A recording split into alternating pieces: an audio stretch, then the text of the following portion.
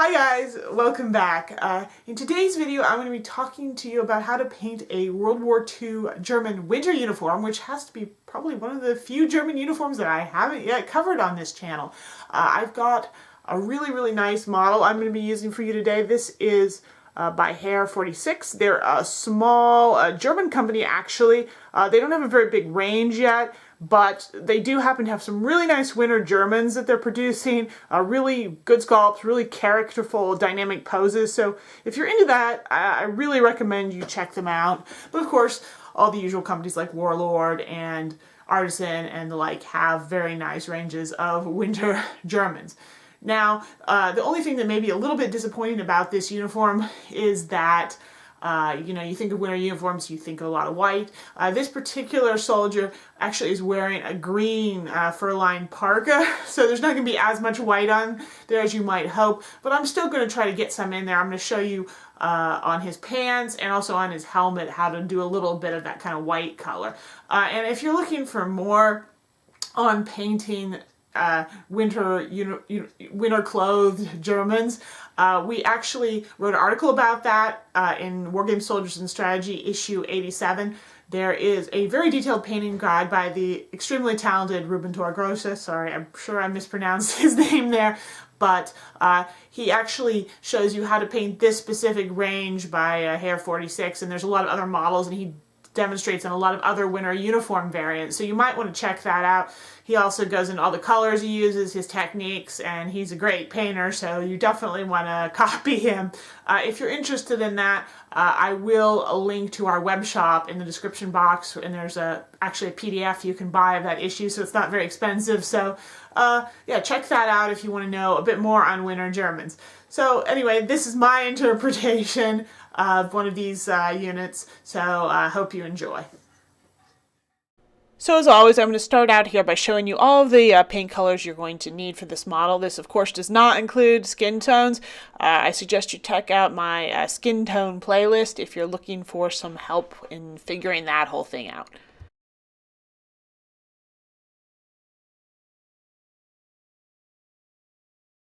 Okay, I'm going to start out here by working on the pants. Now, I already kind of got it into my head that I wanted these to have kind of a warm tone to them. I want them to be white, so really snow camo pants, but with a warm look to them. So the base coat color I'm going to be using here is Iraqi Sand from Vallejo. So in order to kind of keep up that warm tone here, my first highlight now is going to be a mixture of the Iraqi Sand with some Vallejo Ivory to lighten it up. And I'm just going to start building that up on the sort of high creases and folds in the fabric. Now, as I mentioned earlier, this guy's going to be wearing a green parka, so there's not going to be a lot of opportunity to be painting actual white camo clothing. But, you can definitely sort of apply these same sort of colors in this same sort of layering process if you happen to have a unit who is actually is wearing a white jacket or a white poncho. I'm then going to continue the layering process here with just pure ivory. So we're getting now a really kind of definitely whitish look, but it's definitely a warm white. Ivory is a fairly transparent color, so I'm going to be building it up a little bit because we're dealing with pants here, and there's not a whole lot of them showing, and you've got a lot of shadows being cast by that parka. There's not all that much that you need to really paint really light, but again, as I said before, if you're dealing with a larger area in this color, you're just going to want to probably be highlighting more with some of these lighter colors in some areas. I'm then just going to finish the pants by taking some pure white and adding it to those areas where I really want a really bright, sort of clear, cold looking highlight. Here, in this case, it's really just going to be like a little bit on the back of his calves and his knees and some places like that. And I am going to build up the color, in several layers here, just so I can get some really bright whites in a few places.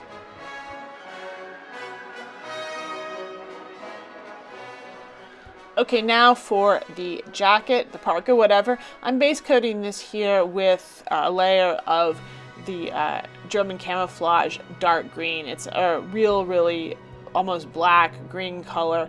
and it coats pretty well, so you won't need to apply too many layers of that.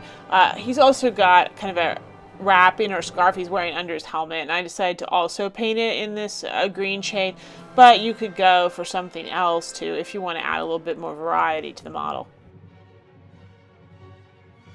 So now let's get to highlighting the parka. I've just grabbed some German field gray World War II, and I've mixed it now about 50-50 into my German camouflage dark green base, and I'm just going to start very carefully and kind of subtly highlighting some of the creases and folds on the parka.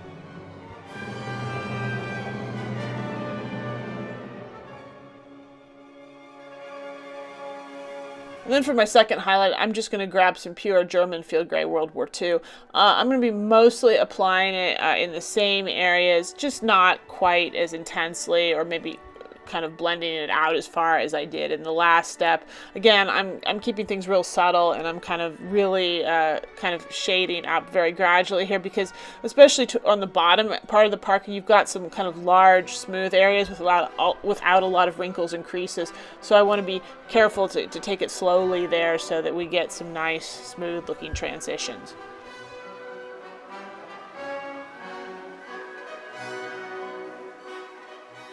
For my third highlight, I'm going to mix some Iraqi sand into the German field gray World War II to lighten it a bit. And here you can see me actually painting and blending a little bit in real time, just so you can get a little bit of an idea of, how it looks, when I'm actually kind of working. I know people like to see this process, as I actually apply it to the model, because it helps you get a better sense of what to do with your brush.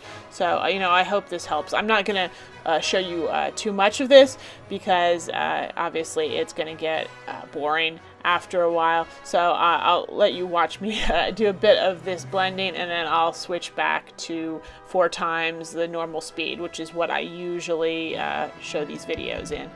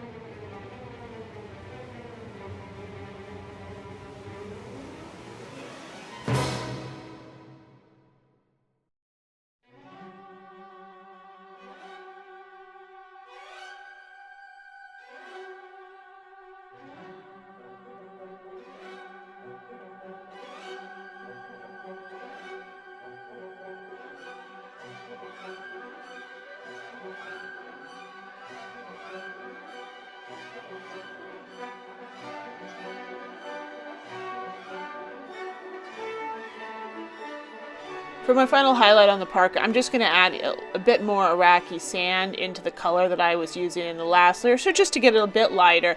And I'm really going to be using this to focus on sort of really sharp folds and creases and kind of edge highlight type work. So you can see I'm going around those kind of bottom seams and around the edge of the hood and those kind of places, and just building up some of that extra bright color, especially where I think there's going to be a lot of light hitting the model.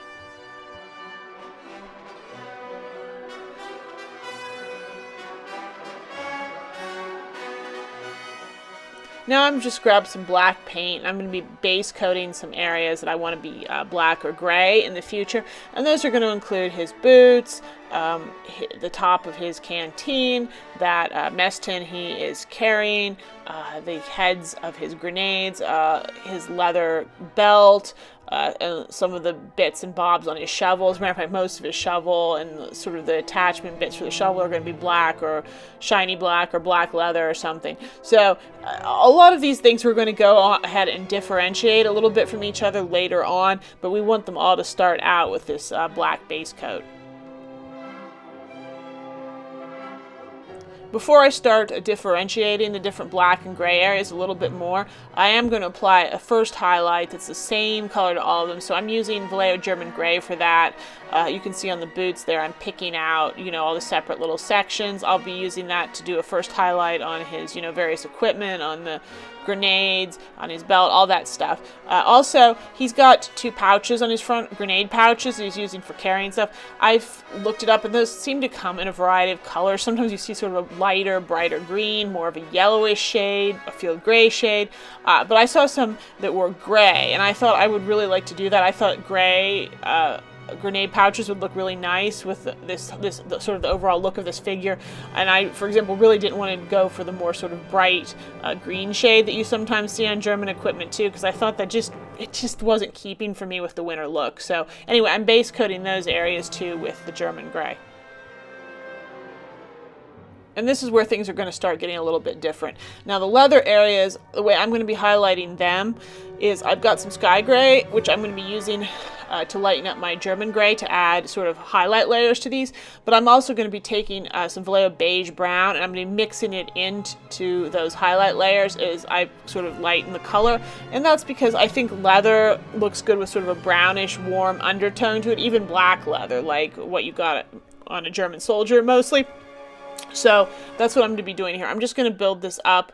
I'm going to be keeping it pretty subtle for the most part, because I feel like this leather, you don't want it to get too shiny a lot of the times, but I'm going to make sure that my final highlight, I put a substantial amount of that brown into it, and then really apply that to the areas where I expect there to be like a lot of wear, such as on the sort of the toes of his boots and soles and things like that. And that will, that'll just really clearly also give you this sense that those areas are kind of made from a different material than some of the other black gray areas.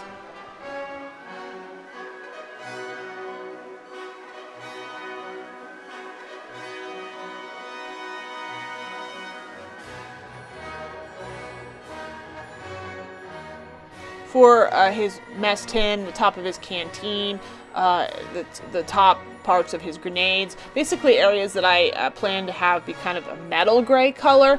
I'm still going to be using German gray and mixing the sky gray in to lighten it, but then I'm going to be also mixing in some dark blue gray into those colors as I highlight up.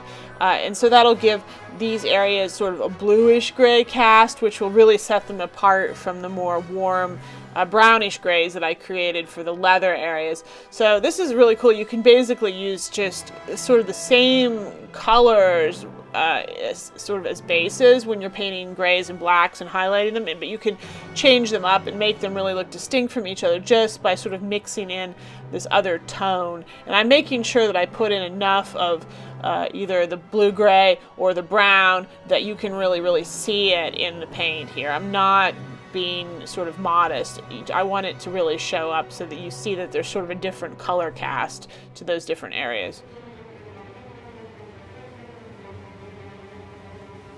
Now, as far as the grenade bags are concerned, I'm just using the German gray and the sky gray by themselves to highlight these up, so I'm not mixing any other colors to add a cast. And the other thing that I'm going to be doing here too that kind of will set these apart is they're going to be lighter, so I'm going to highlight them further than I would sort of the other black gray areas that I just painted. So I'm going to be going up, adding in quite a bit of sky gray so that by the end I get a pretty light gray result here. In real life, I think these were actually a fairly dark gray shade, but I really want to kind of push it beyond maybe what's completely natural, just really to help better sort of differentiate these from other areas of the model.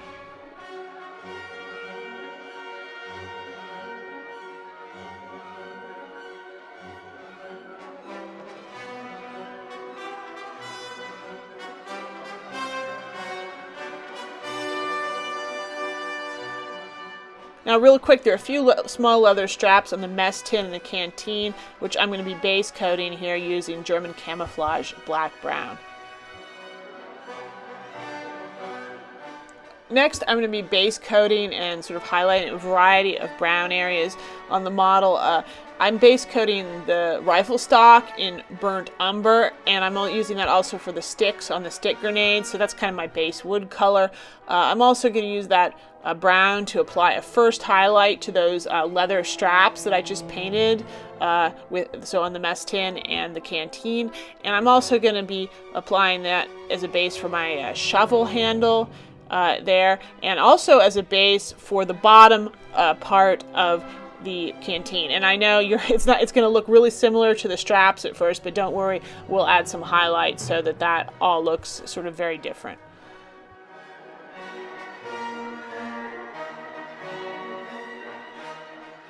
Now, just like I did with the blacks and grays, I'm going to take all those areas that I base coated with the same burnt umber and then differentiate them with other highlight colors. So for that bottom of that canteen, I've taken some green brown, and I start out first by mixing it 50-50 into the burnt umber for a first highlight. I then apply a second highlight of pure burnt umber, or I'm sorry, green brown by itself, and then I finish that up by mixing some of the Iraqi sand again into the green brown to create a very light highlight shade for doing sort of sharp edges and, just having that extra bit of contrast.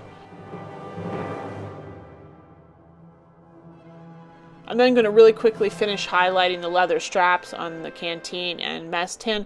I just first take the burnt umber and mix 50-50 with the beige brown for kind of a first highlight. I then go up to pure beige brown, and then I just dot on a few very small worn areas with a bit of Iraqi sand mixed into my sort of last highlight color. And now for the wood on the shovel handle, the rifle, and the grenades. My first highlight here is a mixture of the burnt umber with some Vallejo red leather in it. I start out with a 50-50 mix for my first highlight. I'm then going to go up to pure red leather. Be careful, it's a real potent color, so you want to thin it down, apply it kind of transparently, and just build up several layers when you apply the red leather. After I've done that, I then go ahead and mix some of the beige brown into the red leather to apply a third highlight on there to areas that I want there to be a lot of shine or look like there's a lot of light hitting. And then you can finish up if you want by taking and adding just a little bit of Iraqi sand into that sort of final highlight color. And that's really good, especially on the rifle for applying some sort of shiny edge highlights, or also sort of on the round ball at the bottom of the shovel handle. Anywhere where you really want there to look like the wood is really polished and smooth, there's a bit of a reflection kind of happening on the surface.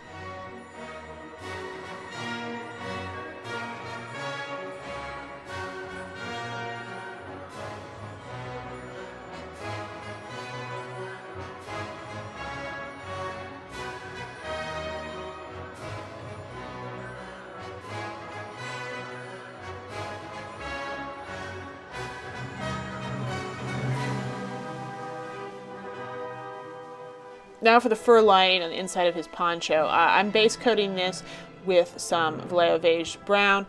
You're going to want to make sure the paint is fairly thin because there's a lot of cracks and crevices here, and you need it to be thin so it'll, especially for this base layer, so it'll really flow into all those places.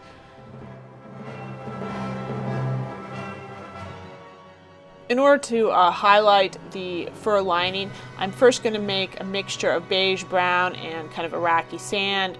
I'd say a little lighter than 50-50. You want more Iraqi sand in there. And this is really what you want to do here, is overbrush as much as you can. Try not to get too much down the cracks and crevices. So I'm going to go over that, and then I'm going to add some Vallejo ivory into the mix to get it lighter and brighter, and go over it again. And then what I'm going to do is then sort of take one more layer where it's almost pure ivory, but I've just darkened it kind of slightly with those sort of earlier colors. And that's kind of my finish color, and you want to really kind of apply that as your sort of final layer. You want to apply it real lightly. Again, an overbrush. Really try to wipe as much paint off of your brush as you can while you're doing that. And then once I've done that, I went in with just a little bit of pure ivory, just here and there, just to put some really bright highlights on certain areas, just to kind of emphasize it, because this lining color, as far as I can see, should be kind of a really light, creamy, brownish cream fur color I don't want it to look quite like the white camo pants, so I want it to be more brown. Next, I'm going to be doing all the steel and metal areas. I'm starting off with a base coat, which is a mixture of German gray and some Vallejo Air gun gray.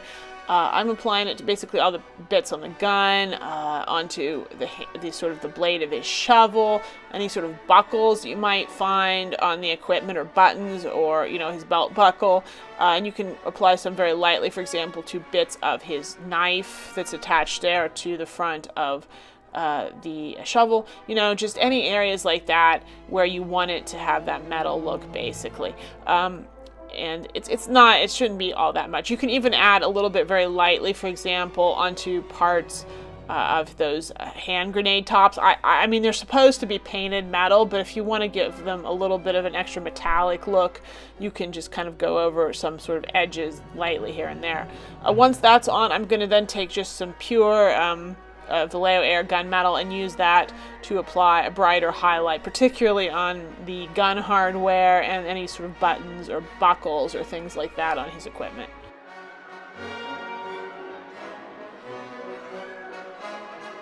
Alright, now for the helmet, which you do want to have white to go with the winter theme. The base coat I'm using here is going to be about a 50-50 mix of Iraqi sand and ivory. And you can see it's going to be pretty blotchy over that black, but this is actually one of the cases where you don't need to worry about that. As a matter of fact, if you end up with sort of a blotchy, uneven look, it's actually, I think in this case, a bit more realistic. And I then continue to build that up with a layer of pure ivory. And again, I'm not worrying too much about being smooth. As a matter of fact, if you get kind of a rough, uneven look where there's areas of darker, kind of patchy gray showing through here and there, that's actually good, because they tended to kind of whitewash their helmets by hand with whatever paint they had laying around, so they often didn't do a very good job, and you get a lot of sort of uneven look on these kinds of things. So, this is one of those times where actually being messy and not trying to get a nice, smooth, blended look is actually going to be more effective. I then finished with a high highlight of pure white, which I really applied particularly to like the very top of the helmet and to those sort of the tops of those sort of I don't know, angled panels along the side, just to get some extra brightness, but I tried to leave that sort of the sides of the helmet bowl in a slightly darker shade. And to go along with what I said about these helmets tending to be kind of painted often in a sort of a slapdash, non-professional manner, the result of that is you very, very, very often will see these with a lot of chipping and wear on them.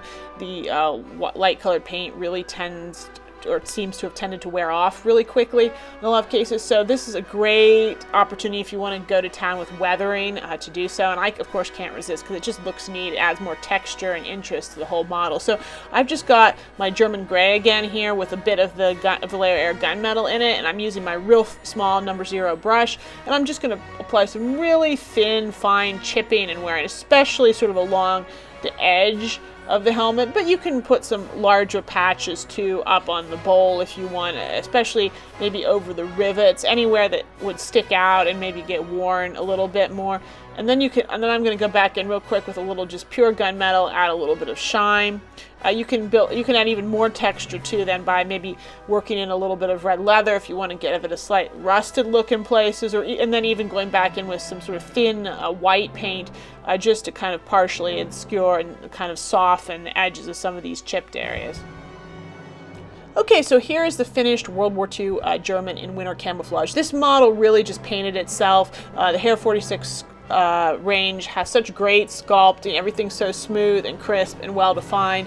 So if you have any experience at all with Germans, I think their figures really just kind of paint themselves, which is always extremely gratifying, and it makes the whole process go a lot just smoother and faster.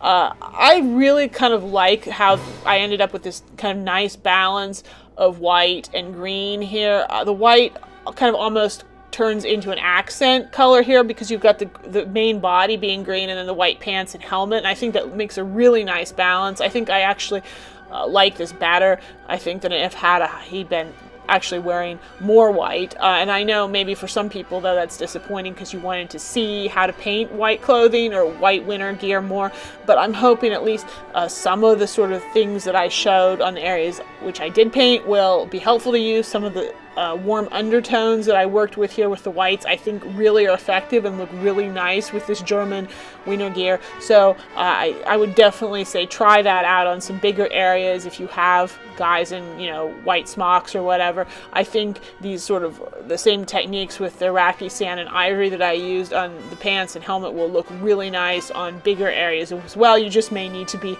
a little bit more subtle and maybe make a few more sort of highlight layers with those colors just to get sort of enough contrast in there. So again, I hope you really enjoyed this video. If you did, please like it, share it, leave me comments, of course, with what you thought. I always like to hear from you. And yes, of course, I almost forgot, please subscribe to the channel if you haven't gotten a chance to do so already, so you can keep up with all the latest updates. So that's all for now, and I will see you next time.